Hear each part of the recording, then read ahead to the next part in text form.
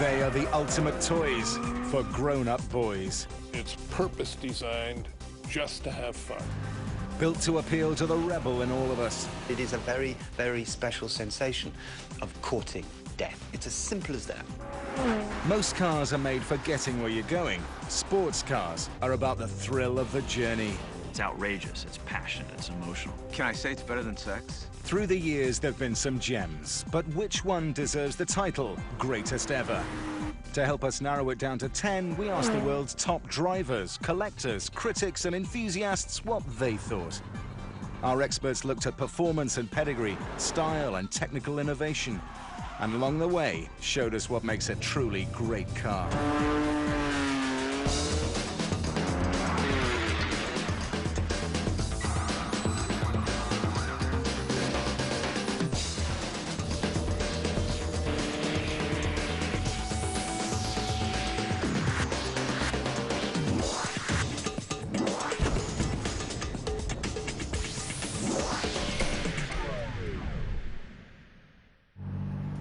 Britain's favourite aristocrat will put the James Bond car through its paces.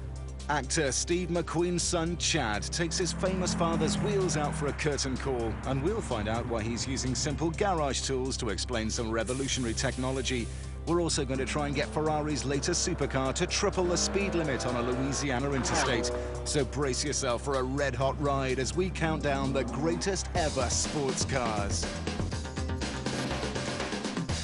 We begin our greatest ever countdown at number 10 with a car whose name literally says it all. The legend has it that when the designer first brought it out to the factory, one of the workers, he said Countach, which means, wow, my God, incredible.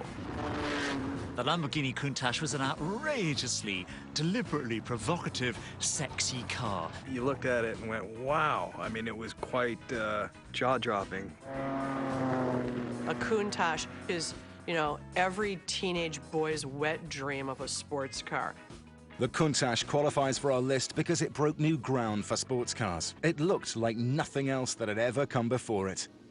It was a very dramatic car. I mean, it's angular, and it was all sort of carved out of a piece of rock and then put on the road and low down, and it was supposed to stop you short and say, that's different, which it was. The reason it looked the way it did was the Formula One technology that made its way into the car. Pirelli designed the tires for the car that were extremely wide. I mean, they're one of the largest tires that were ever put on a production car. In fact, that's the secret to this car. Because the tires were almost double the normal size, the body had to be built around them, helping to give the Countach its outrageous shape. Only 3 were produced each week, which meant the waiting list to get one was a year. It also came with a price tag of $150,000, inspiring the phrase supercar. Supercars is a name given to a car that goes above a certain speed, i.e. sort of somewhere between here and Mars, and will go faster than anyone needs to go. So we're talking 150 plus, certainly in the mid-70s. But the Countach was more than just the fastest sports car of its day. Just like Farrah Fawcett, it was also a pin-up, one that ended up in teenage boys' bedrooms all over the world. Including mine.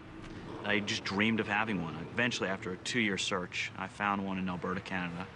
I found out, fortuitously, that this particular car was the actual car that was in the poster that I had as a kid. It was from that period in the 70s where the big hairstyles were in, the padded shoulders, girls looking sort of big and brazen in Hollywood, and the car looks a bit like that. It's Italian, it's kind of, but it's busty, sexy, glamorous. To drive, I would have to say it was thrilling but not relaxing. It was not a great long-distance car. The noise levels was very intense. There's one of those cars that you could say one of the best moments of your life is the first hour you drive a Countach, but the second hour is one of the worst experiences of your life. Because you've got no rear vision, and you can't see what you're doing most of the time.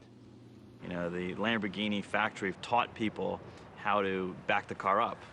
And you actually have to put the door up crawl out and sit on the sill with one foot on the gas and one hand on the wheel, and then look over your shoulder. She had to hang out of the car to drive it.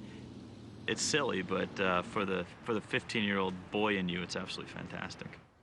It's a car, you know, you take from your house around and then come back to your house, and it wasn't meant to be reversed.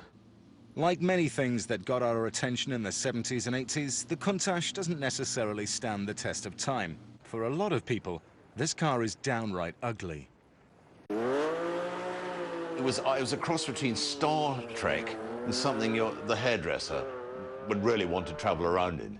So when you look in a Countach, if you can get lower down, or low enough down the road and actually look in the window, you expect to see someone with a big gold chain around their neck and, you know, a few hairs poking out and a shiny shirt, looking frightfully pleased with himself. It's a car that's meant to be aggressive, but it's a kind of BG on wheels. You always imagine the person that drove it looked like Robin or Barry Gibb and had big bouffant hair of the time and a medallion down here and big flared trousers. That's what it was like. It's flamboyant, it's baroque, it's a combination of Liberace and Hugh Hefner. It sums up the 80s and 70s. It's just gross, I'm sorry. Yes, it was one of the first supercars. It turned heads wherever it went, and just looking at it helps revive the 80s. But looking at it, ultimately, is the problem with the Countach. That's why it goes no higher up the list than number 10. Coming up, 9 more amazing machines, including the fastest road car in the world, as our search continues for the greatest ever sports car.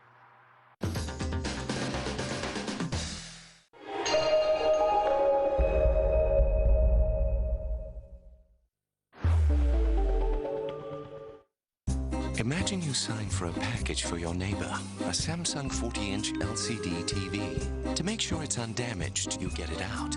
It's stunning. You wonder where your neighbor will put it. It looks terrific. Everyone loves your new Samsung TV, the cinematic picture, the sound. A few days later, your neighbor asks, "Did you sign for a package?" And you ask yourself, "Did I sign for a package?" With a Samsung LCD TV, it's not that hard to imagine. Părului moale și fără viață îi lipsește forța, îi lipsește Fructis. Cu concentrat activ de fructe, noul Garnier Fructis Volume and Energy fortifică părul din interior. Pentru mai multă energie, pentru mai mult volum, pentru și mai mult volum. S-a demonstrat cu până la 75% mai mult volum. Noul Garnier Fructis Volume and Energy pentru un păr ce strălucește cu toată forța. Garnier.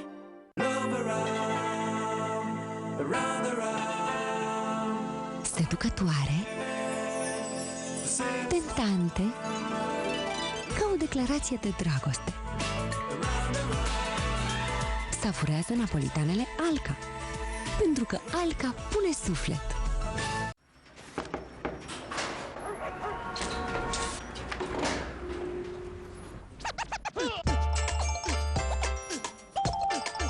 Și totuși există Ultra soluții IT. Te distrezi și faci mai mult prin procesorul Intel Pentium 4 cu tehnologie Hyper-Threading și sistem Ultra Graphics. Ultra Pro Computers. Ultra buni în calculatoare.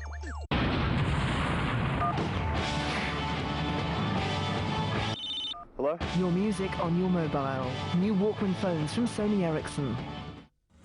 Euro GSM, cel mai tare din sistem.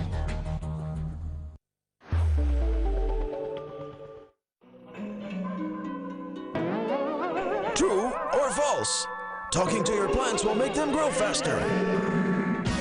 Find the answer to this and other myths on all new episodes of Mythbusters. Tonight on Discovery Channel.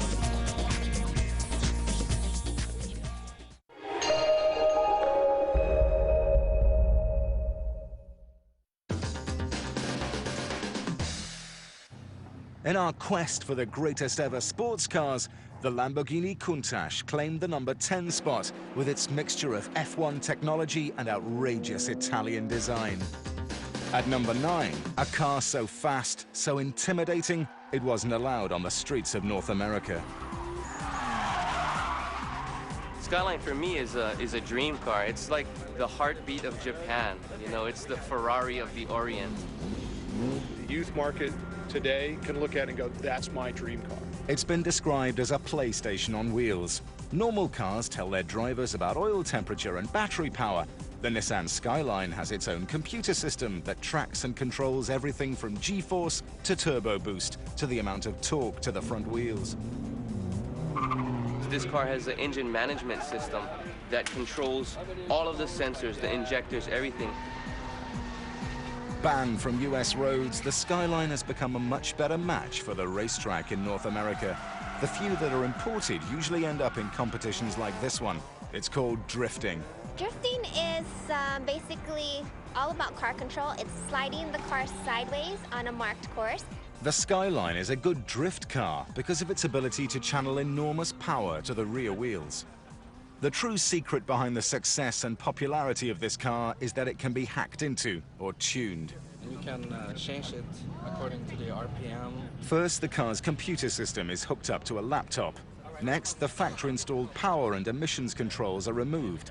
In a way, you could consider it hacking. Without any governors, tuners can then boost horsepower and speed through a simple entry in their computer. In theory, you could do it to your own car. The difference with a Skyline is that the engine has so much capacity it can tolerate increased horsepower without blowing up. You could get 1,000 horsepower out of these engines without blowing them up. So it became the benchmark of all tuner cars. It looks very discreet. It's rather like a Japanese 9-to-5 businessman going home on the metro in Tokyo. It's that sort of discreet, and yet it punches this real pow. You know, it's a very powerful, very fast car.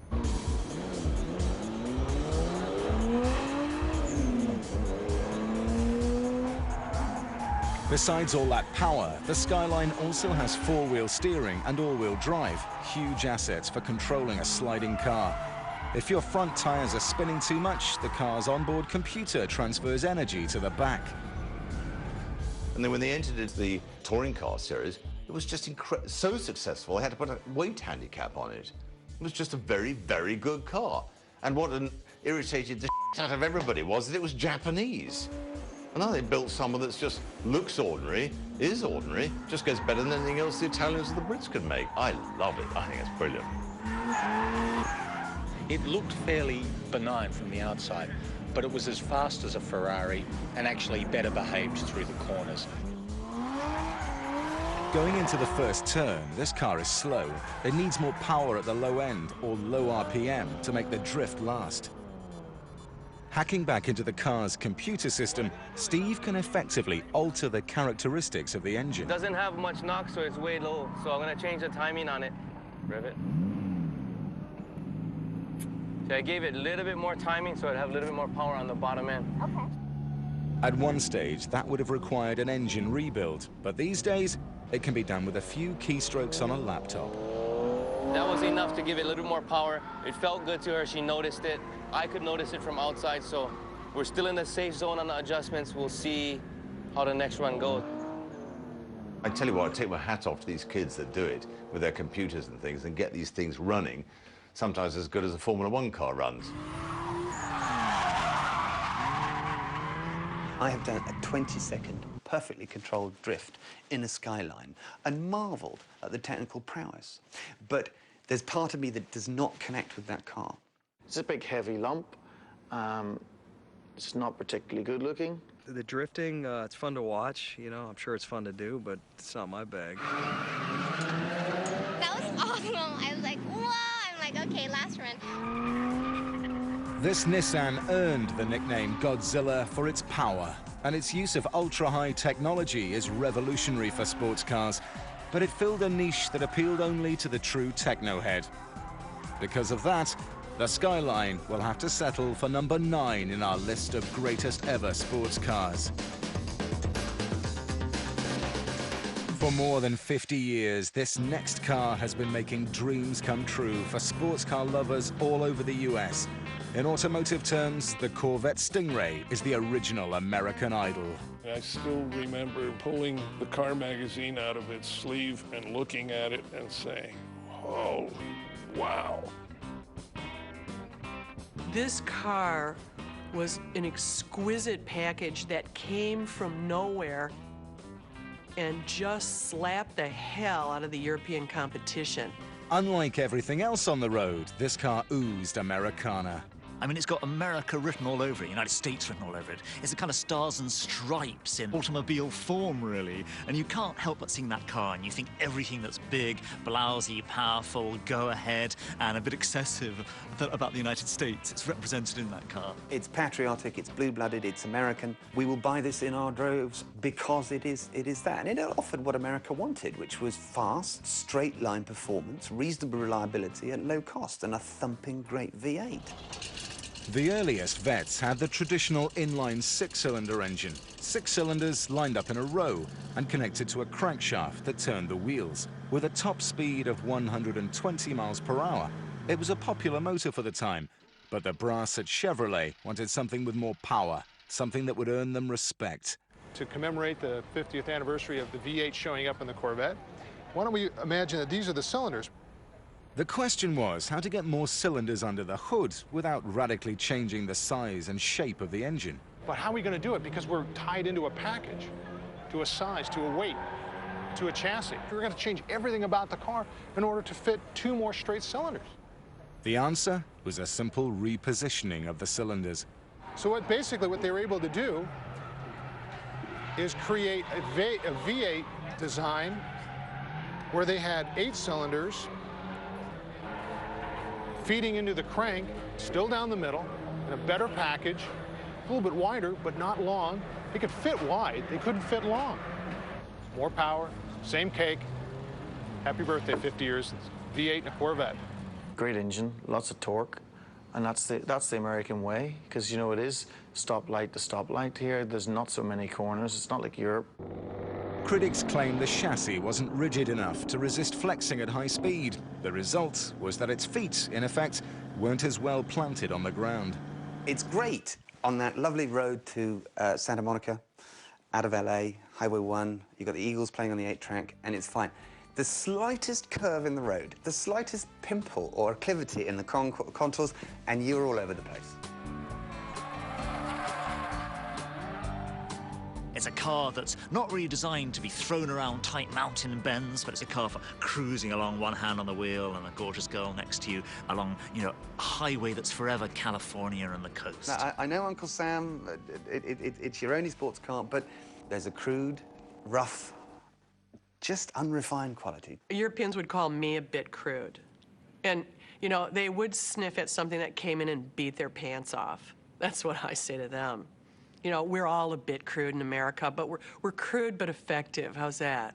Nobody can accuse the Stingray of refinement. It just doesn't have that. It's really the polar opposite of a European or Japanese sports car. It is muscle-bound, it's aggressive, it's showy, has great fairground qualities to it. It's like a fairground ride on wheels in some ways. But come on, it's just such great fun. I mean, that is like, let's get out there and have fun, boys car. And that's what it's for. If a Corvette was interviewed by a psychiatrist, the Corvette would tell the psychiatrist where to get off. It would tell the psychiatrist for wimps. That's the kind of car a Corvette is.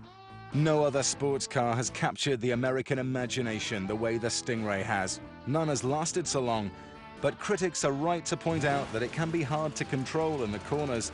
That's why the Vette hits the brakes at number 8.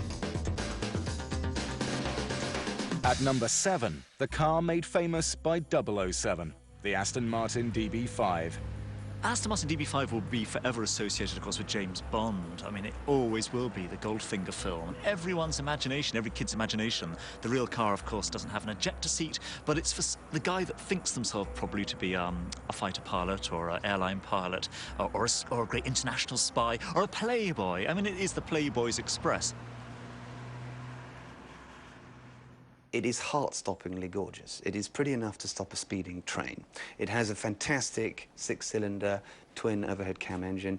It would, in 1961, 62, do 150 miles an hour, which made it great.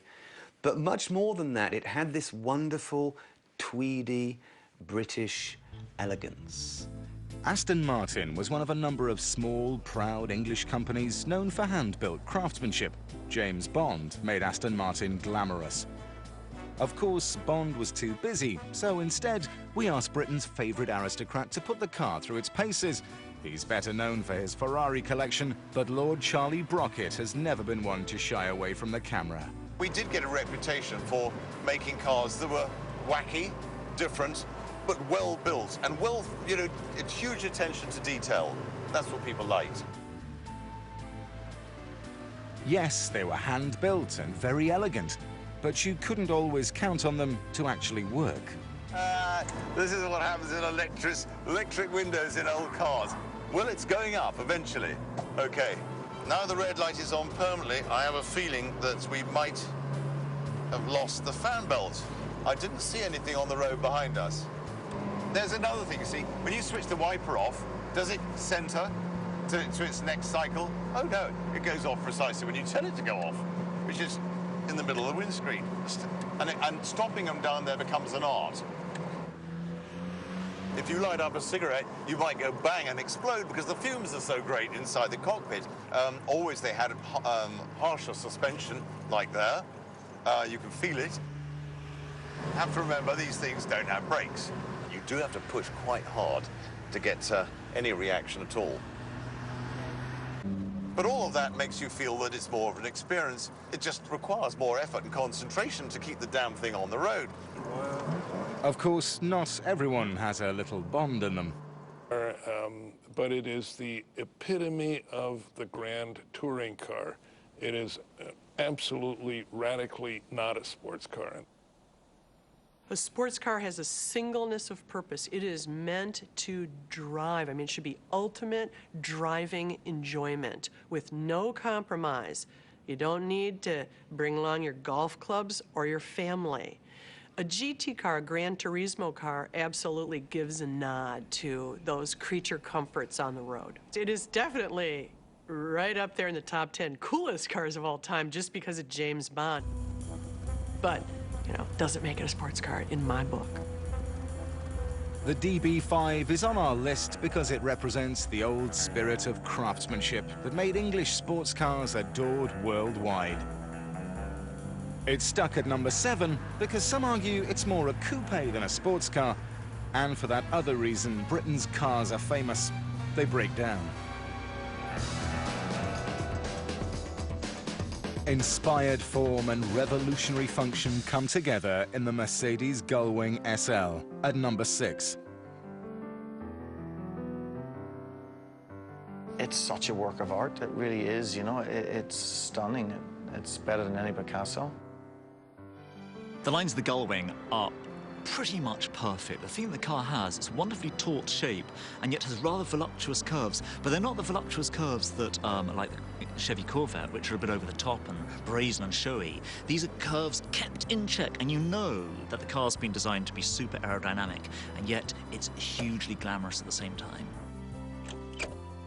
To arrive in a car and then the doors go up on little gas struts was really quite special. You want to make a stir? In those days, you arrive in a Gullwing, you've made it. Certainly the Gullwing is a milestone car, aesthetically, technologically. I mean, it stunned the world when it came out. Everybody just went, holy mackerel, look at the technology they've put in that thing. Its tubular space frame made the Gullwing extra rigid, crucial for control at high speeds. And at only 82 kilograms, the frame was as light as a feather.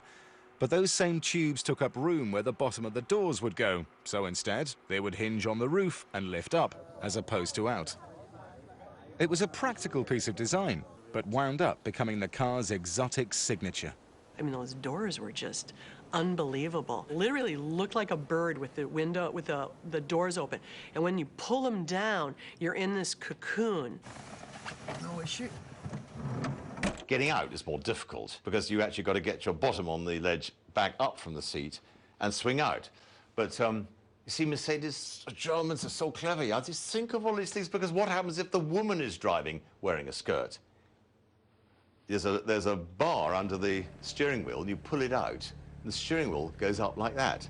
So now you can raise yourself, flip your legs over. See, the Germans think of everything. Damn them. Yet another innovation. This was the first production car in the world to use fuel injection. It was one of the most important high-tech advancements in the history of sports cars, And yet the concept of fuel injection is deceptively simple. With a carburetor, you've got pressure from the fuel tank via a pump, but it's low pressure. And when you put your foot on the accelerator, the fuel falls into the manifold like that, mixes with the air, explosive mix, and the car accelerates. With fuel injection, it's different because the fuel is actually propelled at high pressure into each cylinder, mixed with the air, and it's the exact amount of fuel. So it's efficient, it is the most combustible fuel-air mix, so that you get the biggest explosion, and therefore the greatest amount of acceleration and no wastage. While renowned the world over for its glamorous looks and technical achievements, it wasn't always the easiest car to drive. Driving it, it's a truck. You know, it's a big, heavy thing. The brakes, you got to push your, the pedal through the floor to get it to stop. And the exhaust ran right underneath the car, so the floorboard gets really, really hot. It'll melt your tennis shoes. And it had its big swing axle in the back, so when you really got hauling butt, you could get it squirrely very easily. So it was sort of like riding the bull. It was unpredictable on the corner, and the suspension wasn't actually very good, which is a pity, because the rest of it was brilliant. It's not the nicest engine note, it's not the nicest looking, it's not the nicest interior, but as an overall package, it is one of the greatest.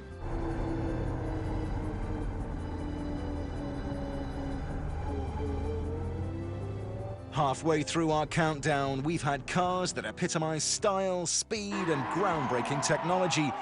Still ahead, the machine that saved the sports car business as we search for the greatest ever sports car.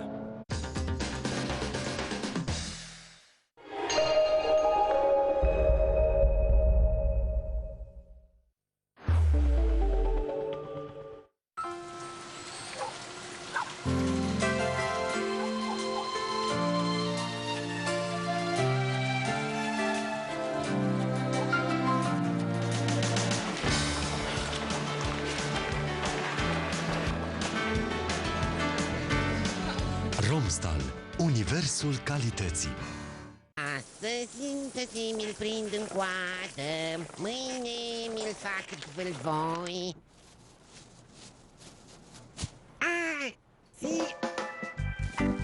Ce faci, Nelule? Iar te-ai dat cu Folten? Tratamentul ideal pentru stimularea creșterii părului. Folten îți face părul măciucă. Da.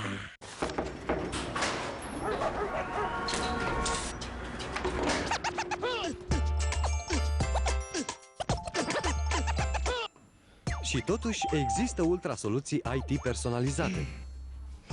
Însă numai la Ultra Pro Computers. Ultra Pro Computers, ultra bun în calculatoare.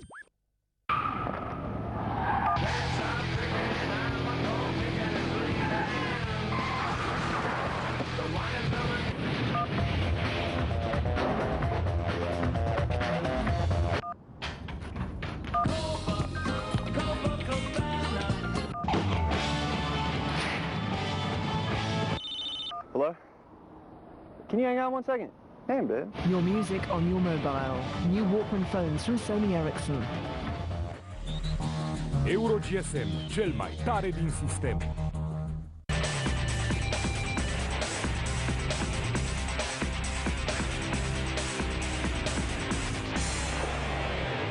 Noul Citroen C3 Evolution. Un nou look, un nou standard de confort. 8.399 euro. Aer condiționat și full electropack incluse.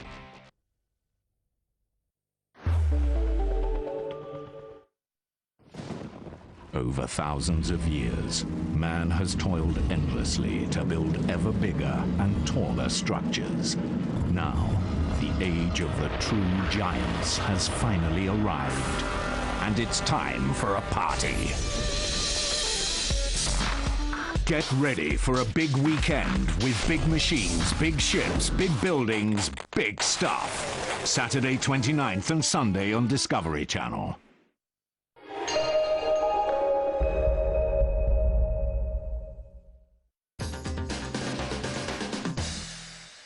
So far in our top 10 greatest ever sports cars, we've had the most outrageous, most glamorous and coolest cars of all time.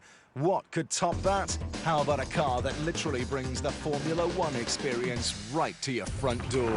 It's pretty hard to beat a car that can do everything. If you collect Ferraris, you have to have one of these. Ferrari is the ultimate sports car company, and it's the ultimate Ferrari at the minute today. I think I would probably spend a lot of time in the garage just sitting out there just going, yeah. To get to number 5 on this list, you need something really special. How about this? Everything Ferrari has ever learned about racing cars on a track has been applied to their latest creation for the road, the Enzo, named after Enzo Ferrari himself. No company has a greater singleness of purpose than Ferrari. All of their cars are sports cars. That's all they are. They're 2 seats and a giant engine. They are only meant to do one thing, and that's drive hard and drive fast. Under the hood, a 6-liter V12 capable of 660 horsepower, double the Stingray. A top speed of 220 miles per hour is too scary for most drivers to contemplate. 0 to 60 in 1, 2, 3.6 seconds. For a street car, it's about as close as you can come to Formula One. Shifting gears with a flick of the fingers, just like in F1, the Enzo only needs 150 milliseconds between shifts to respond. You know, the prancing horse is a great symbol. You're buying the heritage, you're buying the Italian flavor. You know, you're buying into a lifestyle in a way. But buying a Ferrari is, of course, much easier said than done. Money is not the object. It's whether you're part of this exclusive club, whether you're fit to drive an Enzo. That's great. And in terms of marketing, fantastic. A lot of it has been a brand-building exercise. To now, they can comfortably demand an enormous price premium, and they still have people lined up for them. One person who knows firsthand about buying one of these rare supercars is Ray Marangis. They want the people that are true enthusiasts to have it. They just don't want somebody who can come up to the dealer and write a check. I wanted the car, and I was prepared to do just about anything for it. I had to become part of the Ferrari family. I had to prepare a resume of all the cars that I had owned. I had to get letters of recommendation. It was like trying to get accepted into Harvard. By the way, the car Ray bought cost roughly £300,000. Most of that money goes to F1-style technology, and because of that, the car's looks, at least in some eyes, have suffered. I think Enzo Ferrari is actually very blousy and very vulgar. It looks like a big sort of hairdryer on wheels, and I think it's a great shame in a way, because Ferraris at their best are these lithe, smooth, neat, rather neat machines. This thing is clearly meant to be a racing car for the road, a modern racing car for the road, and because of that, it's too wide, too big altogether, and just blatantly vulgar, and you feel like an absolute idiot driving one. Chassis, suspension, brakes, motor, all of it derived from Formula One. That's what makes it special. But even if you liked its looks and were able to get your hands on one, where would you drive it? The greatest ever asked the state police to shut down part of the interstate just so he could film the Enzo stretching its legs.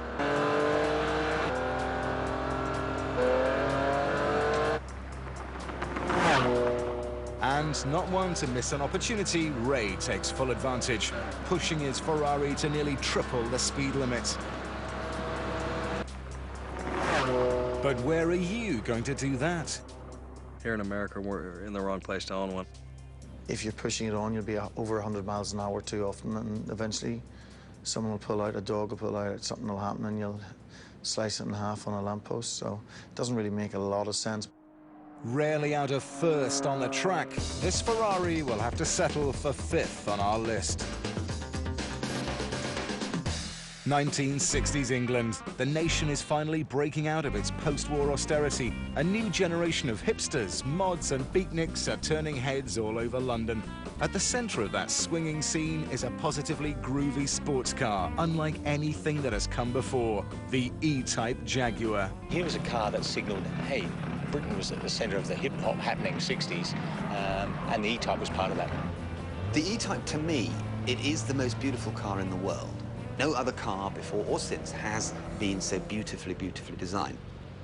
When we buy these cars now, when we wax lyrical over them, when we spend all the money we haven't got rebuilding them, it's because we're trying to recapture that seminal moment of March 1961 when this car changed the way the world thought about sports cars. It was just the most dramatic thing anybody had ever seen.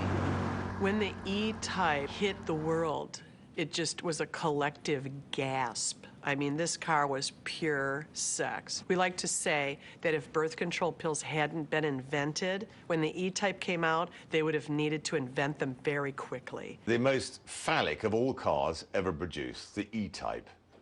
It was, you know, it was a, what was they say, a horizontal expression of man's intention or something. The E-Type was one of the first production cars to do 150 miles per hour. It was a direct descendant of a long line of racing Jags that had dominated circuits in the 1950s. The reason why it was special was not only its design and its looks, it had the classic improved engine that was originally in the D-Type, that was a famous racing car, but also it was ridiculously cheap. And this was the democratization of the racing car. Anybody could buy one of these cars. Doesn't mean you didn't have any driving skill. You could just go in, pay your Jaguar dealer £2,000, and you were driving around lit by your own personal spotlight. Everywhere you went, there was a shaft of gold because you had an E-Type. The E-Type was famous for its unique beauty. Unfortunately, it also had a reputation for falling apart. In many ways, the E-Type was style over content. Rust proofing was not a very advanced science back in those days, and they just literally rust from the inside out.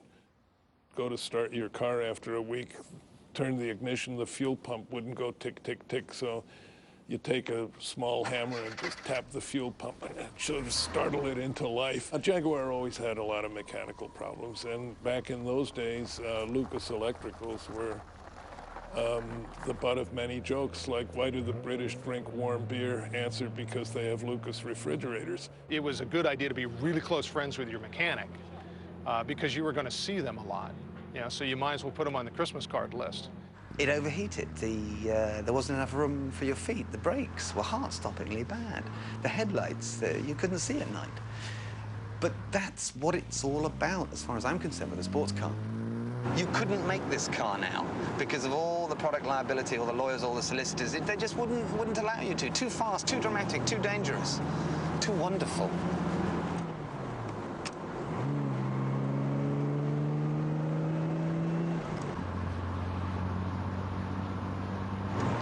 So we've overtaken everything on the road. We've touched 105 miles an hour. This is a 44-year-old car, and it feels great. It's fantastic. It's still as captivating, still as exciting, still as sexy as it was in 1961. Now do you understand? The E-Type makes our list because it's quite possibly the best-looking car ever made. But the fact that it was moody and couldn't always be counted on to show up confines this supermodel to number 4.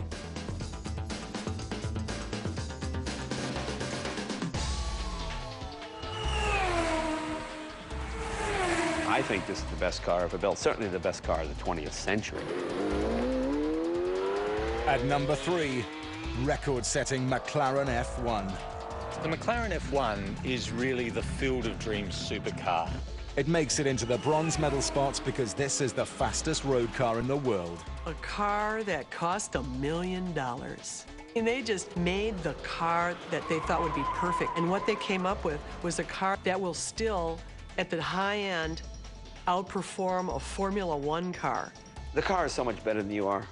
You know, it's a bit like having sex with an aerobics instructor. You're never going to wear her out. Do the best you can. And she's going, okay, you done? Are we through now? Yeah, okay, great. Yeah, I mean, that's how good it is. Compared to normal cars, the F1 is as light as a feather. That's because it's made with an all-carbon composite body. Combine that with a 627 horsepower engine, and you can go from 0 to 60 in just over 3.2 seconds. Just like the Enzo, this really is a race car, very thinly disguised for the street. Oh, it's wonderful to drive. This is one of the few cars where, oh my God, I'm going 175. Sorry, excuse me. I mean, it's literally that fast. It is the fastest car in the world. To this day, there's not a Ferrari or a Porsche that can beat it in top speed. A beautiful, technical tour de force. And it occupies a very, very special place. It's Mount Olympus as far as cars go. If there was ever artistry in mechanical engineering or mechanical things, this is it. I mean, there's no silly wing on it. It doesn't look outrageous. It just looks sensual. It isn't like a Countach where these 12-year-old boys are salivating over it. I mean, it's a mature expression. Yes, extremely interesting, but considering the price that's asked, it is accessible to so few people that to me it's an interesting car, but it's an irrelevant one. It's not a beautiful-looking machine. It's a really functional little machine, and it will always be remembered, I think, as an engineering classic rather than a design classic. Why 3 seats? You know, sitting in the middle. Yeah, it's Formula One and all that, but I don't want to sit in the middle of a road car. I want to sit on one side, and I want to have the hottest chick I can have sitting on in the seat beside me. I don't want one there and one there, because the two of them are going to squabble and distract me. And insurance? Well, I don't know. Can you get insurance in cars like that? I shouldn't think so. Apart from anything else, it was very difficult to get an order. So, like Ferrari, they had to approve you, not you ring them up and say, can I have one? So is it attainable? No. You have to leave it high up on the list. It is a spectacular achievement. And just because people can't get one doesn't make it, you know, any less important. The day I got this car, I drove it home. I drove up my street. I saw another one 2 doors down. So I said, hey, wait a minute. So I didn't even know the guy. I just knocked on the door. I said, is that your McLaren? He goes, yeah. I said, I got one, too. And he was visiting this woman who lived in the house. And it just made me laugh. I thought, well, there's only 64 of these in the world. Wow, this is pretty cool. Ah.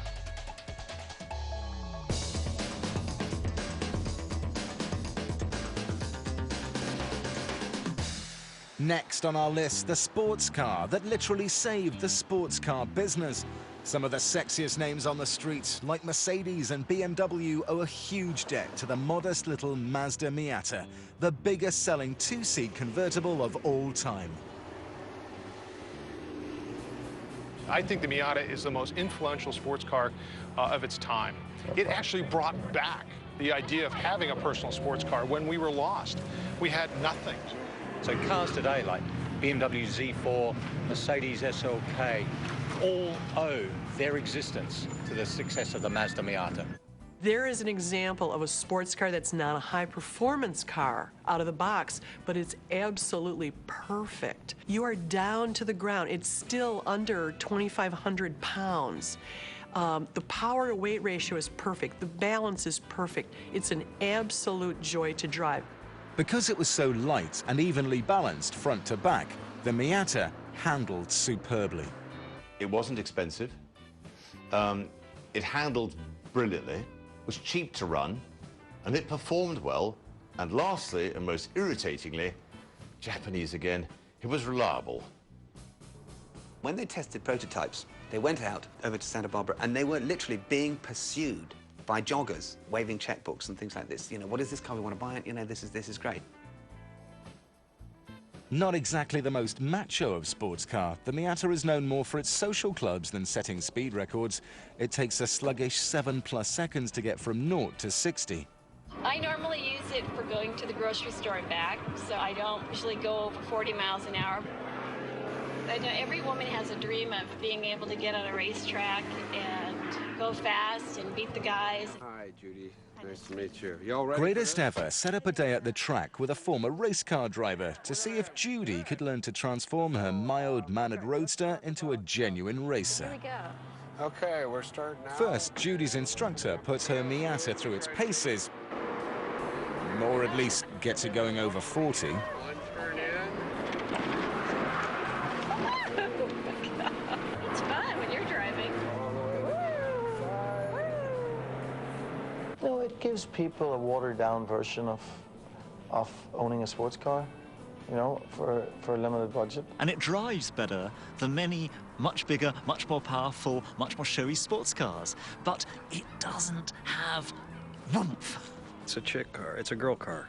You know, I see a guy driving that down the highway, and I just feel bad for him. Would I be seeing one? Good Lord, no. My friends would never speak to me again. Okay, so it's not a high-performance Ferrari, but these cars can touch 130 miles an hour. Of course, the driver has to be willing. Alas, a total transformation was not to be. On this day, the Miata stereotype of being essentially a girl's car held true. Cool. Oh, that was fun. Still, in typical Miata fashion, they had fun. I can't believe I did that. A number of people think that the Miata is a girl's car because it only has a little four-cylinder engine. But I think that's missing the point. A great sports car is not just about the numbers. It's about how it makes you feel when you're driving it along. And it is a man's sports car, not just a woman's car.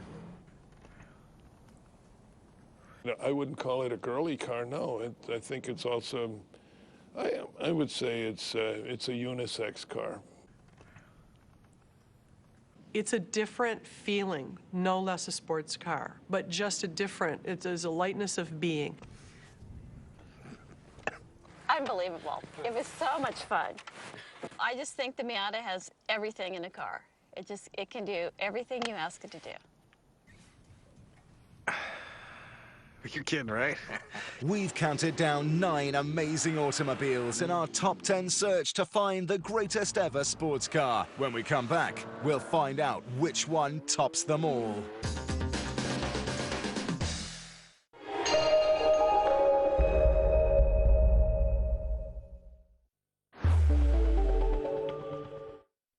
Imagine you sign for a package for your neighbor, a Samsung 40-inch LCD TV. To make sure it's undamaged, you get it out. It's stunning. You wonder where your neighbor will put it. It looks terrific. Everyone loves your new Samsung TV, the cinematic picture, the sound. A few days later, your neighbor asks, "Did you sign for a package?" And you ask yourself, "Did I sign for a package?" With a Samsung LCD TV, it's not that hard to imagine.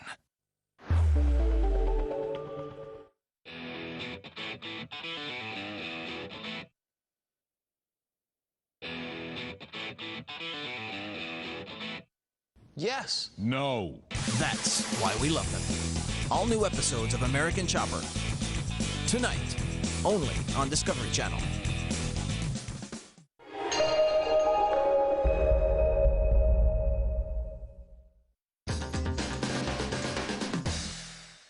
All the cars in our list can boast amazing pedigrees. They represent the very best in engineering and design. But there is one that always seems to silence the critics. It's been hailed as an engineering marvel, a legendary racer, and at the same time, a 24/7 supercar for the masses. At number 1, the Porsche 911. I think the greatest sports car of all time probably would be the 911, really, because of its longevity. This car has been around for 40 years in basically the same soulful package. The Porsche 911 is probably the most worthy sports car to put at the top of the list, the greatest sports car of all time. I guess this is where it all started. I guess the 911 came out, first production year is 1964. And this car here is a 69 2-liter, short wheelbase. Typical Porsche fires right up. 40 years ago, Steve McQueen made this car famous in the movie Le Mans. Today, his son Chad takes us on the car for a little drive down memory lane. This car was a car that my dad used in Le Mans in early 1970. It came out, and this was actually the car that he drove up to the church and did all that. And it's all original. It's got, I just turned 47,000 original miles on the car. To create room for 2 small back seats, the motor was placed over the rear axle. It was completely revolutionary, but it led to a unique problem for the 911. It was known to suffer from something called oversteer. The earlier ones were a pig. I didn't like them at all. Because again, you lose your concentration or whatever, get something wrong, hit a bit of damp bit round the corner, God forbid, a bit of oil, and you are definitely going the wrong way around the corner. Thing about the Porsche, they're tricky to drive fast, especially the vintage ones. The older ones, they're race cars. I mean, you've got a massive weight in the rear. Say you're going into a right-hand corner. You turn the car in. It's a pendulum effect. You go into a corner, and the car wants to rotate. It's the same thing as if, say, you throw a hammer. This is what I'm trying to explain. The head of the hammer is going to always want to hit the ground first because it's the heaviest. So the car does have a natural tendency to want to oversteer. I just love the sound of this motor. Puts a smile on my face. Since the early days, Porsche has worked extensively on controlling the car's tendency to slide. Over the years, the wheelbase is extended. Of course, wider rims, tire setup. It would push the motor a little further in front of the axle, get a better balance. All they've done is taken that essence of the car with the, more than 50% of the weight in the back, and its beautiful, just organic shape, and made it a little better and a little better. And sometimes they tweak it a little too far. The next year they come back a little, back a little. It's just a great car. The 911 was also the first production car to have a turbocharged engine. Recycled air from the exhaust is forced back into the cylinders under pressure, where it mixes with the fuel to create a hotter, more explosive reaction. To understand turbocharging, think of what happens to a fire when a big wind comes along. Or if you happen to be near a garage, how about a simple air hose and a gently smoldering cigar? What we're about to do here is basically a real simple version of how a turbocharger works. What we have here is a fuel, and then we have our compressed air. So when you step on the accelerator, say this is your recycled gases, compressed, here's your fuel, and Super hot. that's a turbo. Throughout its history, the 911 has been a peerless innovator. At the same time, the car never lost its original spirit. It's just a natural evolution, That car became successful because it deserved its success. It really did. You just touch it and it feels quality. You close the door, it feels quality. You close the boot, it's quality. The seats are quality. The switches are quality. They're very simple inside. And over 40 years, the idea of this strange little car, which in its classic days had a rear engine, and a very strange rear engine too, was made to behave perfectly. And so we could all watch as this car developed and got better and better over the years. You don't lose a lineage from this car to this one. I mean, it's still so Porsche, I guess that's why guys like Seinfeld have, 100 of them.